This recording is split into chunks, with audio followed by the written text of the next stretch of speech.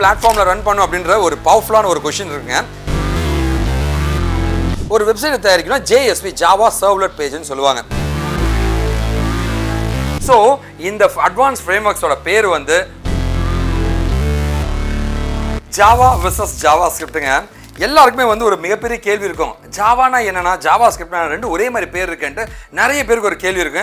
ரொம்ப சிம்பிள் தாங்க. ஜாவான்றது ஒரு அப்ளிகேஷன் டெவலப்மெண்ட்டுங்க, ஜாவா ஸ்கிரிப்ட் ஒரு வேலிடேஷன் பண்ற ஒரு ஃப்ரண்ட் அண்ட் டெக்னாலஜிங்க. ஸோ இது ரெண்டும் என்ன வித்தியாசங்க, இதை பத்தி டீட்டெயிலாக வந்து நான் வீடியோ போட ரொம்ப நாள் எனக்கு ஒரு ஆசைங்க. இன்னைக்கு நம்ம பண்ண போறேங்க. நான் உங்களோட அண்ணன் வெங்கட் விக்கிடிகன் காஷ்யம். Welcome to channel.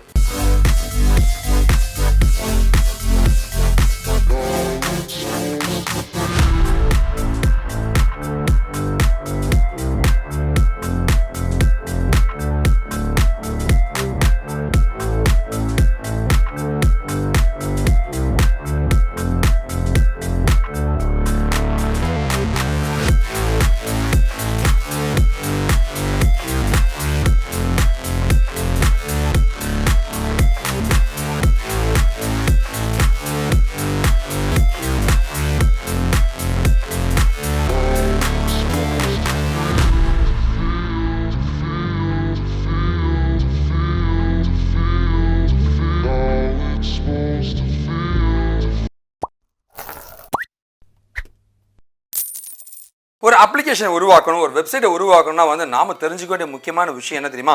Front and back எண்டுங்க. ஃப்ரண்ட் எண்ட்னா யாரு? நாம பார்க்குற ஒரு வெப் பேஜ் தான் ஃப்ரண்ட் எண்ட்னு சொல்லுவாங்க. உங்களோட login page, user name password தர ஒரு இடம். ஓகேவா? அந்த டேட்டா யூசர் நேம் பாஸ்வேர்டு கொடுத்தா டேட்டா எல்லாமே இந்த சர்வர்லேருந்து தான் வந்து எடுத்துட்டு வருவாங்க. அதுதான் சர்வர் அப்படின்னு சொல்லுவாங்க. இங்கே தான் உங்கள் டேட்டாலாம் இருக்குங்க. பேஜ் எல்லாம் இங்கே இருக்குங்க, டேட்டா பேஸ் தான் ஒன்று எடுத்துருங்க. ஸோ இதான் சர்வர் லெவல் அப்படின்னு சொல்லுவாங்க. ஓகேவா? இந்த ஃப்ரண்ட் எண்ட் என்ன பண்ணால் வந்து டேட்டாவெல்லாம் வந்து இன்புட்டாக தரது பார்க்கறதுக்கெல்லாம் யூஸ் பண்ணுவாங்க. சர்வர் என்ன இங்கே டேட்டாவை வாங்கி டேட்டா பேஸில் செக் பண்ணிவிட்டு அவனுக்கான டேட்டாவை கொடுக்குற இந்த நடுவில் இருக்கிற வேலையை தான் பண்ணுவாங்க. இந்த இடத்துல எழுதக்கூடிய ஒரு கோடு தான் வந்து ஜாவா ஸ்கிரிப்டுங்க. வேலிடேஷன், ஒழுங்காக டேட்டா கொடுத்தா தான் நான் உள்ள போகன்றது ஜாவா ஸ்கிரிப்டுங்க. அதுவே ஜாவான்றது வந்து இங்கே வாங்கி கொடுத்துட்டு இருக்கிற நடுவில் இருக்கிற ஒரு பர்சன் தான் ஜாவான்னு சொல்லுவாங்க. இதை பற்றி தான் நம்ம டீட்டெயிலாக இப்போ பார்க்க போகிறோங்க. ஜாவா பயங்கர ட்ரெண்டிங், எவர் கிரீனுங்க. எப்பவுமே வந்து வேலை வாய்ப்பில் இருக்கிற ஒரு பவர்ஃபுல்லான டெக்னாலஜி ஜாவாங்க. நான் வந்து என் ப்ரொஃபைலை பில்ட் பண்ணோம், ஐடிக்குள்ளே போகணும்னு நினச்சேன்னா கண்ணு மூடி ஜாவா எடுத்து படிங்க. நான் வெளிப்படையாக சொல்கிறேங்க, சரியான ஓப்பனிங் இருக்குங்க, நல்ல ஆப்பர்ச்சுனிட்டிங்க. படிக்கணும் ஆர்வம் இருக்கும், யாராக இருந்தாலும் தைரியம் எடுத்து படிங்க, சம ஆப்பர்ச்சுனிட்டி இருக்குங்க. சரி, இப்போ ஜாவா பற்றி என்னென்னு பார்க்கலாங்க. ஜாவானா என்னன்னு கேட்டிங்கன்னா வந்து ஒரு சர்வர் சைட் டெக்னாலஜிங்க. அதாவது 2000 வருஷத்தில் பார்த்தீங்கன்னா வந்து ஒரு அப்ளிகேஷன், ஒரு பில்லு போகிற ஒரு ப்ராஜெக்ட் தயாரிக்கணும்னு ஆசைப்பட்டாங்க. அந்த பில்டிங் அப்ளிகேஷன் தயாரிக்க தான் ஜாவான்ற ஒரு டெக்னாலஜி கண்டுபிடிச்சாங்க. அது கண்டுபிடிச்ச பின்னாடி என்ன பண்ணாங்கன்னா வந்து அது அப்கிரேட் ஆகி வந்து வெப்சைட் பண்ணுறதுக்கான டெக்னாலஜியை உருவாச்சுங்க, மொபைல் ஆப் பண்ணுற டெக்னாலஜியை உருவாச்சுங்க. இதுதான் ஜாவான்னு சொல்லுவாங்க. ஸோ ஜாவான்றது வந்து ஒரு சர்வர் சைட் ப்ரோக்ராமிங் லாங்குவேஜ்னுவாங்க. டேட்டா வந்து ஃப்ரண்ட் எண்டில் வரதெல்லாம் வாங்கி இந்த டேட்டா பேஸில் கொடுத்து அங்கேருந்து டேட்டாவெலாம் வாங்கி வெப்பேஜில் லோட் பண்ணி இந்த ஃப்ரண்ட் எண்டு கொடுக்குற ஒரு பவர்ஃபுல்லான application development technology, website creation technology, mobile app development creation technology தான் நம்முடைய ஜாவான்ற பவர்ஃபுல் ப்ரோக்ராமிங் லாங்குவேஜுங்க. ஜாவா ஸ்கிரிப்ட் அப்படின்னு பார்த்தீங்கன்னா வந்து ஒரு front and web development framework, இல்லை ஒரு லாங்குவேஜ்னு சொல்லாங்க. அதாவது ஒரு வெப்சைட்டோட ஃப்ரண்ட் எண்டை டிசைன் பண்ணால் வந்து இந்த ஜாவா ஸ்கிரிப்ட் மூலமாக தான் பண்ணுவாங்க. நீங்கள் கேட்கலாங்க, ஆனால் அந்த ஜாவா ஸ்கிரிப்ட் என்ன தான் பண்ணுது அப்படின்னா, நான் வந்து ஒரு லாகின் பேஜ் இருக்குன்னு வச்சுக்கலாம், யூசர் நேம் பாஸ்வேர்டு தரேன், சப்மிட் பட்டனை ப்ரெஸ் பண்ணுறேன்னு வச்சுக்கலாம். அந்த யூசர் நேம் கொடுக்காம பாஸ்வேர்டு கொடுக்காம பட்டனை ப்ரெஸ் பண்ணால் டேட்டா போகக்கூடாது அப்படின்னு அந்த வேலிடேஷன் பண்ணுற ஒரு டெக்னாலஜியோட பேர் தான் வந்து ஜாவா ஸ்கிரிப்ட்னு சொல்லுவாங்க. அதாவது ஒரு மெயில் ஐடி கொடுக்குறேன், மெயில் ஐடி ஒரு ஸ்டாண்டர்ட் ஃபார்மேட்டில் இல்லை, நம்பர் தரேன், நம்பர் தப்பாக இருக்குது அப்படின்னா டேட்டா இங்கேருந்து அங்கே போகக்கூடாது, சர்வருக்கு போகக்கூடாதுன்னா அதை வேலிடேட் பண்ணுற ஒரு பவர்ஃபுல்லான டெக்னாலஜி வந்து ஜாவா ஸ்கிரிப்ட்னு சொல்லுவாங்க. இதோட இன்னொரு பேர் கிளைண்ட் சைட் வேலிடேஷன் டெக்னாலஜி அப்படின்னு சொல்லுவாங்க. ஜாவாவோட ஒரு பெரிய அட்வான்டேஜ் என்னன்னு சொல்லப்படுதுன்னா வந்து இந்த ஜாவா கோடை வந்து கம்பைல் பண்ணோம் அப்படின்னா வந்து அது ஒரு பைட் கோடாக மாறிடுங்க.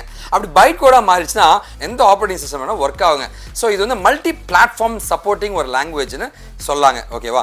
கிராஸ் பிளாட்ஃபார்ம் கம்பேட்டபிள் டெக்னாலஜி லாங்குவேஜ்னு சொல்லுவாங்க. இதனால தான் வந்து .NET விட ஜாவா ரொம்ப ஃபேமஸ் ஆனதுக்கு ஒரு முக்கியமான காரணம் இது வந்து ஒரு ஜாவா விர்ச்சுவல் மெஷின் அப்படின்னு ஒரு விர்ச்சுவல் மெஷினை உருவாக்கி பைட் கோடா கன்வெர்ட் பண்ணி சூப்பராக எந்த ஓஎஸ் வேணால் ரன் ஆகிக்குங்க. இதுதான் ஜாவாவோட பெரிய அட்வான்டேஜுங்க. ஜாவாவை பொறுத்த வரைக்கும் வந்து இன்டர்பிரட்டேஷன் அப்படின்னு பார்த்தீங்கன்னா வந்து அதாவது கூகுள் குரோமில் வேலை செய்யணும்ப்பா, இல்லைப்பா இது வந்து லைக் ஃபயர்ஃபாக்ஸில் வேலை செய்யணும், ஒப்பேரா ப்ரௌசரில், ஸோ ஒவ்வொரு ப்ரௌசர்லேயும் வந்து லைவாக வந்து ஒர்க் ஆகணும். அது இன்டர்பிரட் அட் ரன் டைம்னு சொல்லுவாங்க. வெப்சைட் வந்து அந்த ப்ரௌசருக்கு தகுந்த மாதிரி இன்டர்பிரேட் பண்ணி வேலை செய்யக்கூடிய திறன் படைத்து தான் வந்து ஜாவா ஸ்கிரிப்ட்னு சொல்லுவாங்க. ஜாவா வந்து ஒரு ஸ்ட்ரிக்டான ப்ரோக்ராமிங்க. அதாவது கோடிங் நம்ம எழுதுறோம்னு வச்சுங்களேன், int a is equal to 10னா 10ன்ற வேல்யூ தான் போட முடியும். 10ன்றது பதிலாக 10.2 ஃப்ளோட்டிங் வேல்யூலாம் போட முடியாதுங்க. அந்த மாதிரி இன்டிஜர் ஏன்ற வேரியபிள் என்ன டைப்புன்னு ஒழுங்காக சொல்லு, என்ன பேருன்னு சொல்லு, அந்த டேட்டா ஒழுங்காக கொடு அப்படின்னு ரொம்ப ஸ்ட்ரிக்டாக வந்து லைக் டேட்டாவெல்லாம் ஃபீட் பண்ணக்கூடிய ஒரு பவர்ஃபுல்லான ஸ்ட்ராங்லி டைப் ப்ரோக்ராமிங் லாங்குவேஜ் தான் நம்முடைய ஜாவாங்க. ஸோ ஜாவா ஸ்கிரிப்டோட ஒரு பெரிய அட்வான்டேஜ் என்னன்னு கேட்டிங்கன்னா வந்து லூஸ்லி கப்புள்டு டேட்டா டைப்னு சொல்லுவாங்க. நார்மலாக பார்த்தீங்கன்னா into a is equal to 20 அப்படின்னு தரணும். இங்கே அப்படிலாம் கிடையாது. ஏ இஸ் ஈக்குவல் டு 20 இல்லை VAR variable a is equal to 20ன்னு சொன்னால் ஏ வந்து 20 அப்போ இன்டிஜர் போல இருக்கு பாருங்க, அதுவே புரிஞ்சுக்கக்கூடிய ஒரு திறன் இருக்குங்க. ஸோ ஜாவா ஸ்கிரிப்டுங்க, PHPங்க அண்ட் பைத்தான்லாம் பார்த்தீங்கன்னா வந்து அது ஒரு லூஸ்லி கப்புள்டுன்னு சொல்லுவாங்க. அது ஒரே வேரியபிளை அந்த வேரியபிளுடைய டைப்பு வந்து டேட்டாவை பொறுத்து அதுவே முடிவு பண்ணிக்கோங்க. இதுதான் ஒரு சூப்பரான ஒரு கான்செப்ட்டுங்க ஜாவா ஸ்கிரிப்டில் இருக்குங்க. ஸோ எந்த பிளாட்ஃபார்மில் ரன் பண்ணும் அப்படின்ற ஒரு பவர்ஃபுல்லான ஒரு கொஷின் இருக்குங்க. பிளாட்ஃபார்ம் பொறுத்த வரைக்கும் பார்த்தீங்கன்னா வந்து ஜாவா வந்து பிளாட்ஃபார்ம் இண்டிபெண்ட்டுங்க. இதுதான் ஜாவாவோட பெரிய அட்வான்டேஜுங்க. ஓகே, மைக்ரோசாஃப்ட் டெக்னாலஜி மற்ற டெக்னாலஜிலாம் வந்து பிரேக் த்ரூ பண்ணதுக்கு ஜாவா வந்தது காரணமே ஜாவாவோட கோடை பைட் கோடை கன்வெர்ட் பண்ணி ஜாவா விர்ச்சுவல் மிஷினாக வந்து அந்த கம்ப்யூட்டரில் உருவாக்கி அது எக்ஸிக்யூட் பண்ணிக்கும். அதனால தான் வந்து கிராஸ் பிளாட்ஃபார்ம் கம்பேட்டபிலிட்டி இருக்கிறதுனால ஜாவா வந்து எனி ஓஎஸில் வேலை செய்யக்கூடிய ஒரு பவர்ஃபுல் லாங்குவேஜ்னு சொல்லப்படுது. ஸோ இது எங்கே ரன் ஆகும் அப்படின்னு கேட்டிங்கன்னா வந்து யூஸ்வலாக நான் சொன்னது தாங்க, ஃப்ரண்ட் அண்ட் டெக்னாலஜினா ப்ரௌசரில் தாங்க வேலை செய்யும். இது ஒரு கிளைண்ட் சைடு கோடிங்க, பிரைமரிலி கிளைண்ட் சைடு கோடிங்க அண்ட் ஃப்ரண்ட் அண்டில் ப்ரௌசரில் வேலை செய்யக்கூடிய ஒரு பவர்ஃபுல்லான கோடு தான் ஜாவா ஸ்கிரிப்ட். ஜாவா பார்த்தீங்கன்னா வந்து ஒரு கிரேட்டஸ்ட் ஹைட்டுக்கு போனதுக்கு ஒரு மிகப்பெரிய காரணம் என்ன தெரியுமா? மொபைல் ஆப் டெவலப்மெண்ட் தாங்க. ஆண்ட்ராய்டு அப்படின்ற ஆப்ரேட்டிங் சிஸ்டம் மூலமாக மொபைல் ஆப்லாம் வந்து ஜாவாவில் சூப்பராக பண்ண முடியுங்க. இப்போ வரைக்கும் கூகுளே ஃப்ளட்டர்ன்ற ஒரு டெக்னாலஜி, ஃப்ளட்டர் ப்ரோக்ராமிங் சொல்கிறாங்க. அதுவுமே டாட் C ஜாவா எல்லாம் கலந்து ஒரு பவர்ஃபுல் டெக்னாலஜிக்கல் ப்ரோக்ராம் தாங்க. ஓகேவா? ஆண்ட்ராய்டு ஸ்டுடியோன்ற ஒரு சாஃப்ட்வேர் மூலமாக, ஒரு IDE மூலமாக வந்து ஒரு என்விரான்மெண்ட் மூலமாக சூப்பராக மொபைல் ஆப்லாம் தயாரிக்கக்கூடிய ஒரு பவர்ஃபுல் டெக்னாலஜி தான் வந்து ஜாவாங்க. இது இல்லாமல் வந்து இப்போ வந்து ஹைப்ரிட் டெக்னாலஜி வந்துருச்சுங்க. அதாவது என்னன்னா ஜாவாவில் ஒரு கோடு எழுது, ஃப்ளட்டர் மாதிரி ஒரு டெக்னாலஜி ஒரு கோடு எழுது, ஜாவாவோட காட்லின்னு சொல்லுவாங்க. ஓகேவா? ஸோ இந்த ஜாவா காட்லின் இருக்குன்னு வச்சுக்கோங்க, இது ஒரு ஹைப்ரிட் பிளாட்ஃபார்மை உருவாக்க முடியும். எப்படின்னா ஒரு கோடை எழுது, இந்த கோடை வந்து நீ வந்து ஆண்ட்ராய்டில் ஒர்க் பண்ணணுமா இல்லை iOS ஒர்க் பண்ணணும், ஒரே ஒரு ஆப் ரெண்டுத்தையும் வேலை செய்கிற மாதிரி தயாரிக்கக்கூடிய ஒரு பவர்ஃபுல் டெக்னாலஜி ஜாவாவில் உருவாக்கப்பட்டிருக்கு. மொபைல் ஆப் டெவலப்மெண்ட்ல ஜாவா ஸ்கிரிப்ட் எதனா வேலை செய்யுதான்னு கேட்டீங்கன்னா வந்து ஜாவா ஸ்கிரிப்ட் வச்சு மொபைல் ஆப் டெவலப்மெண்ட் பண்ண முடியுங்க. அந்த டெக்னாலஜி பேர் தான் வந்து ரியாக்ட் நேட்டிவ் அப்படின்னு சொல்லுவாங்க. வெரி பவர்ஃபுல் டெக்னாலஜிங்க. அது மூலமாக வந்து மொபைல் ஆப்ஸை நீங்கள் சூப்பராக வந்து ஆண்ட்ராய்டு, ஐஃபோன் எல்லாத்துக்குமே நீங்கள் தயாரிக்க முடியும். ஜாவாவில் வந்து ஒரு வெப்சைட் நம்ம தயாரிக்கிறோம் அப்படின்னா வந்து இந்த ஃபுல் ஸ்டாக் ஜாவா பற்றி பேசணும்னா ஒரு வெப்சைட்டை தயாரிக்கணும் JSP ஜாவா சர்வ்லெட் பேஜ்னு சொல்லுவாங்க. இப்போ அதுலேருந்து இன்னும் அடுத்து ஒரு பெரிய மைக்ரேஷனுக்கு வந்திருக்கு. அதுதான் வந்து ஸ்ப்ரிங் பூட்டுங்க. அதாவது மொத்த வெப்சைட் நீயே பண்ணாதப்பா, பாதி கூட அவனே எழுதிடுவான், மீதி பாதி கூட நீ எழுது. அதுதான் ஸ்ப்ரிங் பூட் அண்ட் ஹைபர்னேட் சொல்லுவாங்க. இன்னைக்கு பயங்கர ட்ரெண்டிங்காக போயிட்டு இருக்கிற அந்த ஃப்ரேம் ஒர்க்ஸை நாம லேர்ன் பண்ணிக்கிறது ரொம்ப ரொம்ப இம்பார்ட்டன்ட்டுங்க ஜாவாவில். சரி, இப்போ அட்வான்ஸான ஃப்ரேம் ஒர்க்ஸ் என்னெல்லாம் இருக்குன்னு கேட்டிங்கன்னா, சார் ஜாவா ஸ்கிரிப்ட்லேருந்து எனக்கு இந்த .NET ஜாவாலாம் வேணாங்க, டைரக்டாக டேட்டா பேஸ் போய் டேட்டாலாம் தூக்கிட்டு வர முடியுமா அப்படின்னு கேட்டிங்கன்னா வந்து அதுக்கு வந்து அட்வான்ஸ் ஜாவா ஸ்கிரிப்ட் ஃப்ரேம் ஒர்க்ஸை உருவாக்குனாங்க. அதுதான் வந்து இந்த மெர்ன் ஸ்டாக், மீன் ஸ்டாக்னு சொல்கிற ஃபுல்லாக ஜாவா ஸ்கிரிப்டை வச்சு நம்மளால் டேட்டா பேஸை கனெக்ட் பண்ண முடியும். சர்வர் சைடு கோடிங்க ஜாவா ஸ்கிரிப்டில் எழுதலாமே அப்படின்னு திங்க் பண்ண ஆரம்பிச்சாங்க. அதுதான் இந்த MERN stack and MEAN stack. So இந்த அட்வான்ஸ் ஃப்ரேம் ஒர்க்ஸோட பேர் வந்து ரியாக்ட்டுங்க.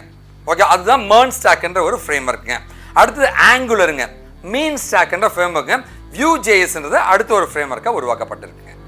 ஃபைனலாக ஜாவா வந்து கோடு எழுதுன்னு ஆசைப்படுறோன்னு வச்சுங்களேன், என்ன பிளாட்ஃபார்மில் எழுதலான்னு கேட்டிங்கன்னா வந்து நம்ம அந்த IDE பற்றி பார்க்கலாங்க. IDEனா என்னென்னா ஒரு என்விரான்மெண்ட்டுங்க. அதில் வந்து நம்ம இந்த கோடெல்லாம் எழுதி ரன் பண்ணிக்கலாங்க. அந்த IDE பார்த்தீங்கன்னா NetBeans தான் இனிஷியலாக இருந்துச்சுங்க. இப்போ பயங்கர ஃபேமஸாக இருக்கிறது வந்து Eclipse தான் நல்லா யூஸ் பண்ணிட்டு இருக்காங்க.